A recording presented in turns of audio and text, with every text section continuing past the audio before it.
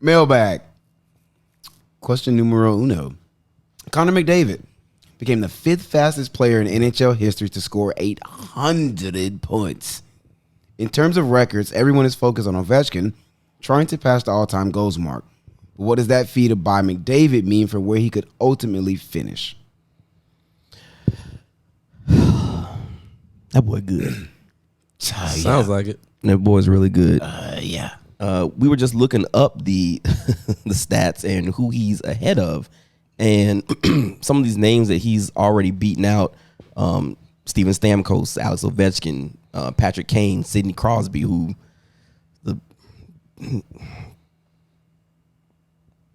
He's never going to catch. Obviously, Wayne Gretzky. No. I don't even think that's what this question is even really about, right? Ovechkin's not going to catch Gretzky in goals either. He's not. Knowing Chai, I think he kind of he's trying to insinuate that without saying it though. What? No, I know He's trying to lead into that. I know what he's getting at. Yeah. It's not. Again, it's not sexy. Assist in hockey is like hitting singles and doubles in baseball. It's great. It's a great stat. And obviously it affects the game more than you probably realize, right? It's like when we watch basketball and you see that the team has 40-something assists for the game. It's like, oh, man, they're really moving the ball. But you don't really see that in the points. You're looking at the points. Goals are like home runs. Alex Ovechkin is out here hitting home run after home run after home run. And it's fun to watch.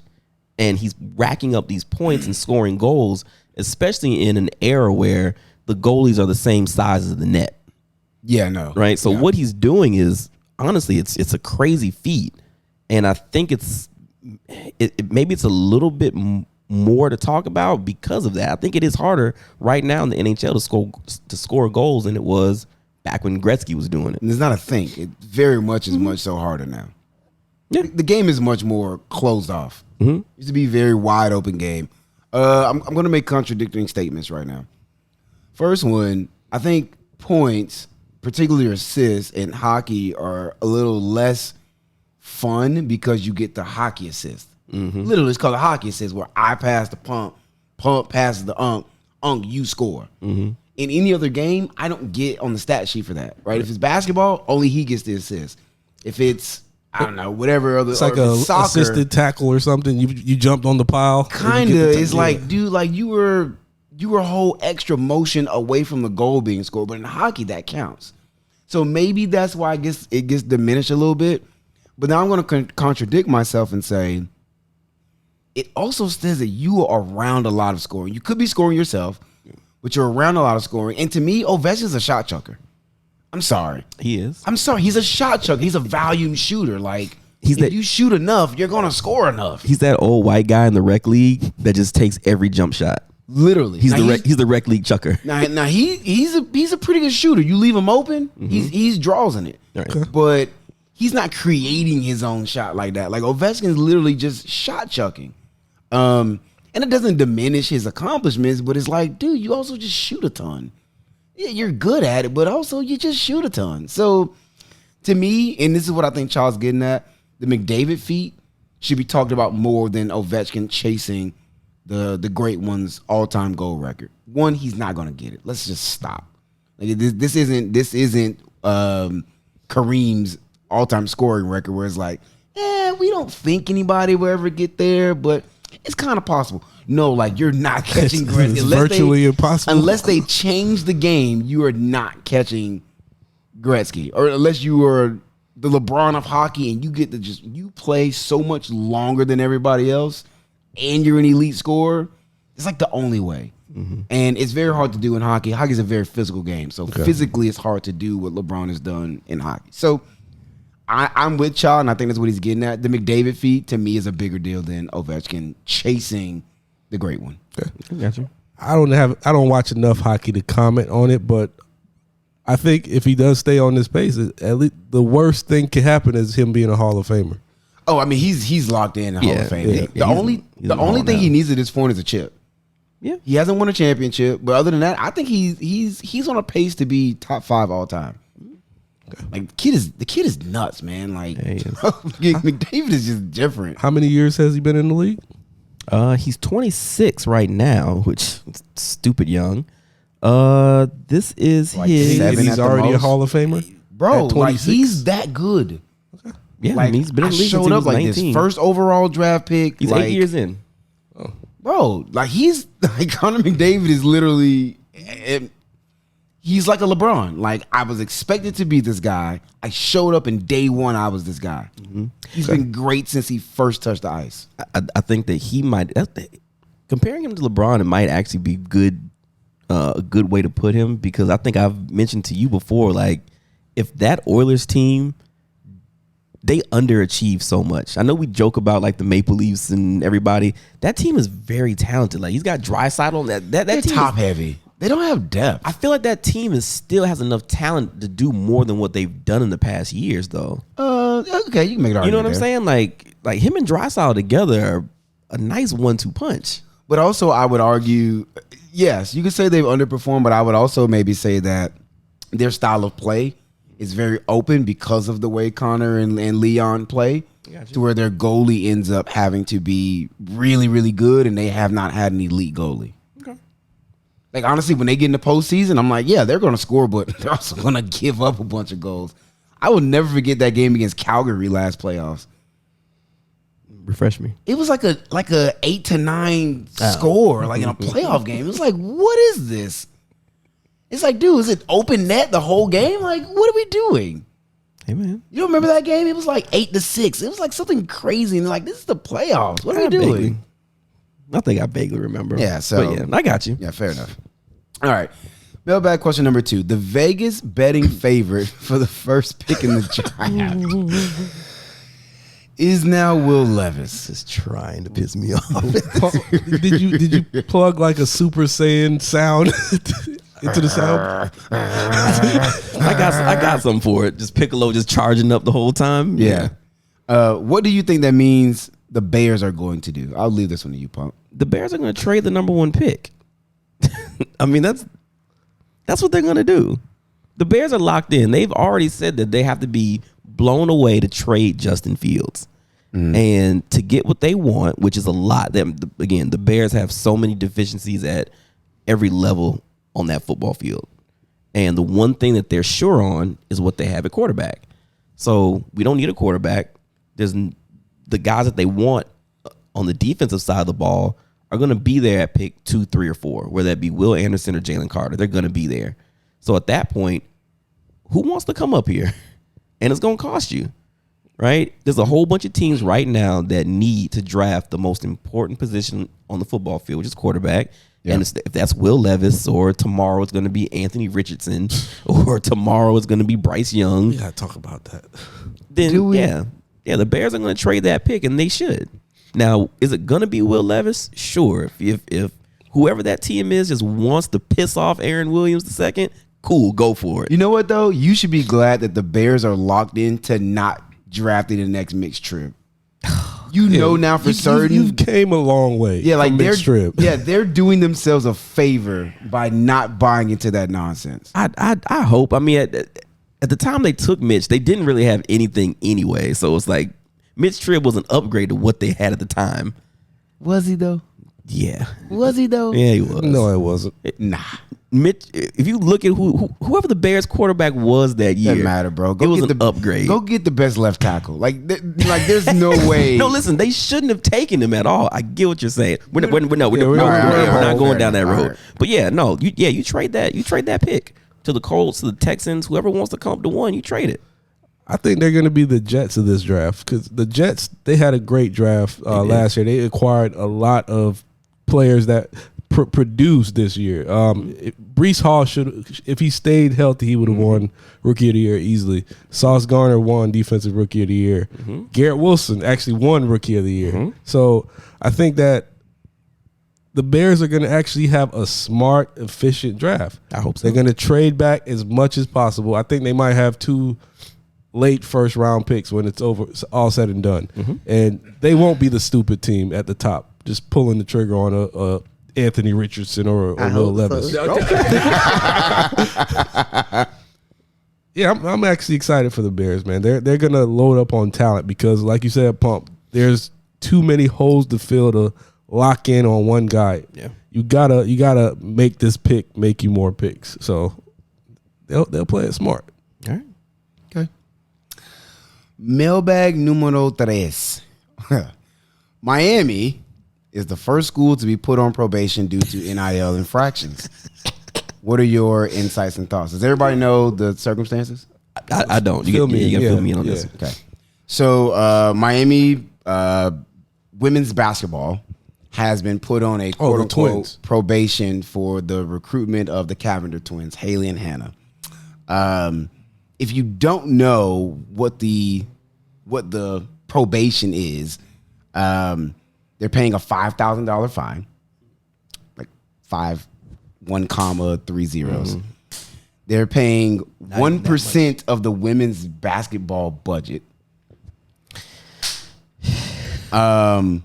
which is a private school, so they don't even have to say like what that budget is publicly. And then there's a slight reduction in what they'll be allowed to do in recruiting in terms of like how many visits they can do. So they put them in timeout. Right. If I may, if you guys don't mind, I have a prepared statement. Yeah, please. Is this camera on me? Yes. This camera here? Yeah. As the official somebody said, Miami Hurricanes spokesman, I'd like to take a moment to state that the National Collegiate Athletic Association has been, is, and will apparently continue to be an absolute joke of an organization. What once served as a sovereign ruler over the land has been neutered, declawed, and diminished to a laughingstock amongst fans across all 50 of the United States.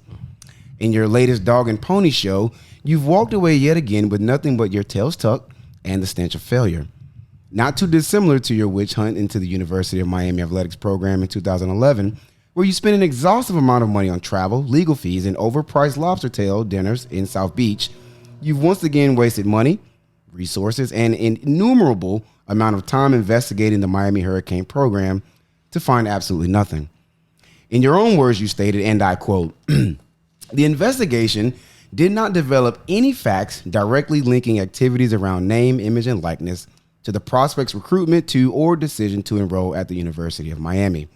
The Committee of Infractions went on to say, during its review, however, the panel was troubled by the limited nature and severity of institutional penalties agreed upon by Miami and the enforcement staff, namely the absence of a disassociation of the involved booster. In layman's terms, you're a pack of goofballs. The report also details a 2-month investigation that interrogated dozens of staff, students, and booster members to find the only infraction was a steak dinner for 2 girls who probably would have been just as happy with a Cardi B and Offset McDonald's meal that they could post on their TikTok. Post your findings and infractions. The ladies went on to mock you on Twitter. The booster who ran afoul, namely John Ruiz, has publicly laughed at you on Twitter. And the university women's basketball team is currently preparing to participate in the ACC conference tournament, which will then be followed by a trip to the NCAA women's basketball tournament. One would think that an organization known more for collecting proverbial egg on its face would be more strategic in pursuing wrongdoing related to NIL, especially after losing its argument against it quite spectacularly in the Supreme Court. And yet, here we are. I close this statement by saying I hope your representatives got sunburned during their visit to South Florida. We'd all be better off if you would get a life and touch grass. Sincerely, everybody. All of them lying on me. All of them lying on me. He had a prepared statement. Type that up. That thing was double spaced. Is this camera on me? They're a joke. The NCAA is a joke. And of course, they always go after Miami first. Because you go after Miami first, of course. Let him have it. A whole article of Florida offering a kid $13 million, which they then renege on, is public knowledge. And y'all say, let's go investigate Miami. You investigated the entire athletics program for 2 months, and the only thing you found was a steak dinner? That was it? You read text messages, emails, a steak dinner is all you found? Sounds like harassment at this point. How much money did they spend on that? Too much. What did the NCAA's lawyers make during those 2 months? I'm dying to know. What was the hourly rate? At this point, the NCAA is just trying to find ways to stay relevant. by going after Miami?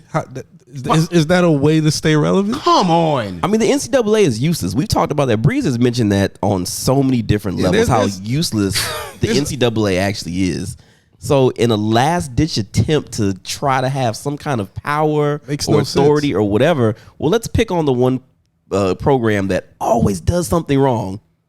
Let's go to Miami. We know they did something wrong because it's Miami. They had to do something. That's cornball behavior. It's the NCAA is cornball. But the NCAA finally got the curtain pulled back on them, and people realized that, oh man, wait a minute, we actually don't need you. What Office Space? What is it that you would say you do here? Right? They don't do anything. So now, in an attempt to say, well, no, we do this. We try to keep everybody on the up and up.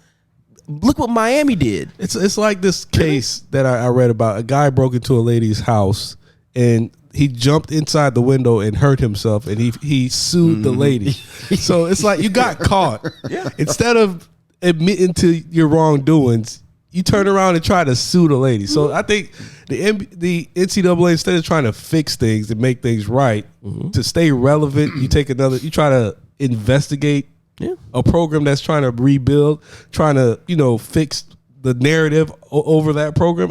It's trash. They went to the highest level of courts in this country to keep college students from being able to make money on their own abilities. And you got shut down. At what point do you say, all right, let me cut my losses. Let me get all in on it. You know what? Can't beat them, join them. Right? You really want to get in on the NCAA? Find a way to get in on it. But instead, you continue to try to find a way to get in the way of it, something that is going to happen. It's going to happen. At what point does the body push back? What point does the crowd push back? All right.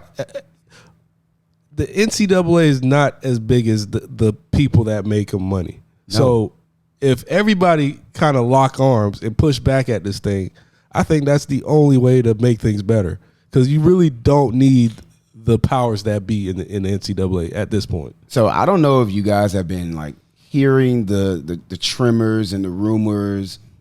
There's apparently something big about to happen. Like, I don't know if you guys know that like your AD recently spoke.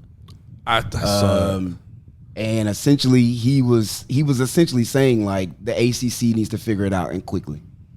Like there are a lot of rumors, and after so many rumors, there has to be something behind it. There are a lot of rumors about Florida State going to the SEC, and not in very long. I think the number they said, like at worst they might have to like break even for 4 years, and after that it's just straight cash. There are rumors about Miami going to the Big Ten, Clemson also going to the SEC. If the ACC doesn't do something different, something is happening. Right? It's too much chatter for it to be nothing. And normally the people who I listen to, media outlets who are like, oh yeah, nothing's happening soon. It's all kind of, smoking mirrors. Nothing's coming. Yeah. Like they're saying like, I don't know what's happening, but something's happening. And I'm hearing it from multiple media outlets. And to me, that thing, there really can only be one major thing to continue to happen. It's more expansion. The SEC as a Florida State and the Clemson. Right? At that point, like the SEC is just, they're bigger than the NCAA. They can go create their own thing. Right? The Big Ten adds they already got USC, UCLA. They add a Oregon or a Washington and a Miami. At that point, they're bigger than, they don't need the NCAA. I've said this. Right. We're going to get to a point where these conferences, these mega conferences are so big, they don't need the NCAA anymore, and they will start to dictate what will happen around them, and they can just move away from it. And so now the NCAA is over what? A Pac-12 that's Utah and BYU? And nobody cares. And a Big 12 that's UCF and Cincinnati? Nobody cares. If you don't have an SEC the way it's built along with Florida State and Clemson, or a Big 10 the way it's about to be along with Miami and Oregon and Washington, what are you doing? What are your games? Who's playing? Right? Because those, they can just say, we'll play each other in conference, and then we'll play those guys in that other really big conference. And at that point, it's NFC, AFC. Yep. Yeah. So the NCAA can continue to be in the way, or it can find a way to be involved, because this thing is moving forward and they have not gotten on the ship yet. I feel like they're more prone to just go ahead and die on their sword. Then let him die. I'm cool. That's where it's headed. Yeah. Let him die. What else we got? Last question. Your boy Willie. Willie. Willie Taggart just took a job as the Ravens running back coach. That actually is a pretty good. Well, do you have black youngster? How? That man is melanated Jeff Fisher. You're not wrong. How does this man keep on getting work? I don't know. Why does he keep getting work? and the crazy thing is, like, he's the ultimate scammer. He's very scheming. Willie's from Florida, right? Yeah, I think so. So that man has scammers somewhere in his background. Oh, it's in his blood. It's in his blood, right? He done got the bag from USF. He got the bag from Florida State. No, Oregon. He got a bag from Oregon. Like, bro, this man just collects Willie the checks swindler. He is a top-notch swindler. Like, legit, at what point? At what point you have been a mediocre coach on the college level for your whole life? Why would a top-notch organization that I would assume is in Baltimore, even though they don't want to pay Lamar, what I would assume is a top-notch organization say, oh, you know, we need to take our staff to the next level? Willie Taggart. You know what's going to happen? And this is the best part about it. The Ravens run the ball really, really well. Oh, my God. They're a great running team. Because he's going to propel himself. Yes, he's going to springboard this into a bigger job. Bro. He's going to get a head coaching job in the league. We're calling it now. Bro, and I am going to die laughing when it happens. He's a finesser. Like, he's a used car salesman. He going to sell you a piece of junk. Bro. And you gonna drive off that lot and think you got the best thing smoking. Hey, that black man. And you gonna come back and it's gonna be smoking. No, literally. I will never hate on another black man being successful. But this you gotta hate. Like this right here, I'm like, how is this man? He's Black Jeff Fisher. Hey, he sold. Remember that first game against Virginia Tech? He sold a whole fan base on nothing. Bro, like literally nothing. Swag surfing on the kickoff. That man a bunch of war daddies. That man is a walking Ponzi scheme. Bro, he is. Like, bro, I don't understand it. But honestly, the fact that he's mediocre, yeah, okay. His talk game got to be crazy, bro. But he keeps getting jobs. Like, I don't know how. Now, I didn't even get a chance to finish the question. I'm sorry. Imagine if you pick up the phone. Hey, it's Willie. Like, bro, get off my line. Like, there's nothing Willie can call me and say. I'm sorry. His name is Willie. The man was smoking weed with the players at USF. Oh, man. Sorry. How do you? Okay, finish it. I mean, he just says to me, it seems like he misplayed his hand, which I don't think he did. I think he maximized it. I think he got a new set of hands. He was a head coach at Oregon and a head coach at Florida State University. That's maxing out. And now he's in the NFL. And then, correct me if I'm wrong. Isn't Florida State still paying him? Y'all should be finishing that up soon. Finishing right? it up. I mean, meanwhile, he's collected another bag. Y'all should be finishing that up soon. I would think. I got my Florida State check coming in the mail. Bro, like, honestly, I don't even know why he's working. Then you went to Boca because he's collecting more money, bro. Hey, that man you can't be mad at it though. He's a black man getting paid. That's a finesser of the elite levels. I mean, ultimate. I'm sorry. Is there more to this question? Nah, that's it, man. Hold on. I'm looking at this right here. Western Kentucky. That man had a 444 winning percentage. Went to South Florida, 490. Oregon, 583. So he's finally over 500. One season. Hold on. It was only one season. Florida State with Herbert, 429. Florida Atlantic, 455. Why do you keep getting coaching jobs? Bro, I don't know. He's got a great talk game. At what point does it say, hey, you know what? Again, I think Willie can really turn this program around. What program has he turned around? It's the grin. He doesn't smile either. He just grins. It says nothing. And now he has finessed one of the most elite institutions, and he done found a way in the back door. Yeah. To sit right next to Lamar Jackson. Bro, the running backs are going to eat. I'm telling y'all, J.K. Dobbins is back. Gus Edwards is back. It's not going to be because of Willie. But he will springboard it, though. He's the running backs coach, so he's going to be like, hey, I propelled him to. Look what I did. You know those TikToks where the dude like finds a way to finesse like he makes VIP passes and he gets all back? That is Willie Taggart. Bro, he yes. finds ways to get in the back door. And he's like, well, I'm in. What? How far can I take this? Bro, just Nobody sees Right, me. and he makes it up to VIP. He's like, wait a minute, how further can I take this? And he finds his way in the locker room. What was the dude that was recording himself with Jimbo Fisher? Yes. I'm like, how? bro, like think about like even on the Ravens team, the wide receivers coach is T. Martin. Like T. Martin's a name. Like we know T. Martin. Like, hey, yo, okay. The wide receiver coach for the Colts is Reggie Wayne. It's like, okay, Reggie, you can coach our receivers. You just named two people who won national championships. What has Willie done to say I'm an NFL level running back coach? And the fact that he's from the country, Bradenton. Bro, I'm done. Bro, I'm done. What is Willie? Willie's gonna be an offensive Shout out to coordinator Willie, pretty man. soon. Shout out to Willie. Future Bucks head coach. No. Oh my God. Willie needs Yo, a documentary. if- I need like a behind the scenes. Like he's got to I tell got his the name. story, Shade Tree Willie. bro. Like, what if I told you you didn't actually have to be good at your job, but you could reach the apex of it? Come 30 on, for man. 30 presents Shade Tree Willie. Boom. Dog, Willie might be coaching the Texans in 2 years. He's gonna be the head coach of the Houston Texans in 2 years with Will Levis at quarterback. Oh, Bro, this man is he's actually, the more I think about it, he's one of the GOATs. bro.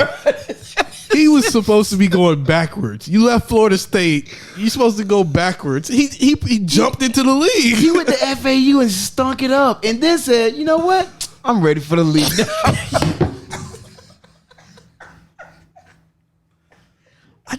I don't get it. Like, how do you stumble up? Bro, He stumbled upwards. Upstairs. He's falling up. He's falling upstairs. Hey, man. Good luck to Willie. Good luck to the Ravens. Hey, man. I hope Lamar has a great season and get out of there. Run the ball. as fast as you can. Imagine, They're about to set a record for the most rushing yards of any team. Bro, imagine Willie guarantee coaching you. up Lamar, bro. He gonna walk in there with a lollipop. Bro, I can see it on the practice field.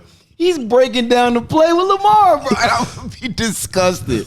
I'm gonna be disgusted. Oh man! All right, Bro, we gotta. any more mailbag? No, questions? man. this No, can't we be can't. right. We can't close it with Shade Tree. No, Willie. we No, do. that's- That's perfect. All right, man. Good luck to Willie. Good luck to the Ravens. We'll take a break. They about to have 2,000-yard rushes on that team, man.